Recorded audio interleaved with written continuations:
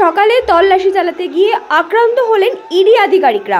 ঘটনাটি ঘটেছে উত্তর 24 পরগনা জেলার সন্দেশখালীতে। তৃণমূল নেতা শেখ শাহজাহানের বাড়িতে তল্লাশি অভিযানে গিয়ে স্থানীয় তৃণমূল কর্মীদের হামলার মুখে পড়েন ইডি আধিকারিকরা। আক্রান্ত হয়েছেন সংবাদ মাধ্যমও। এক ইডি আধিকারিকের মুখ থেকেই শুনুন সেই ভয়ঙ্কর অভিজ্ঞতা। পরে আমরা যখন হেঁটে আসছি, আপনার মোট কজন ছিলেন? আমরা টিমে 8 জন ছিলাম। 8 জন আছে, বাসে আসছে। আর বাকি কারা ওরকম ওখানে আছে না বেরিয়ে এসছে? কোনো যোগাযোগ নেই, কোনো যোগাযোগই নেই। আপনার কি ইডি অফিসার?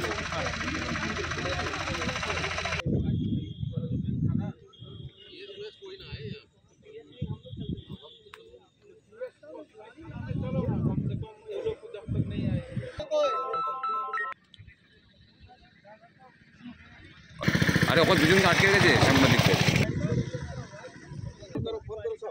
ফোন কে করবো?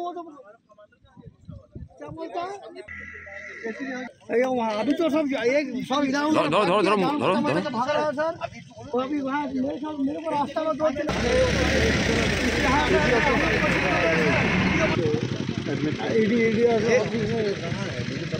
गाड़ी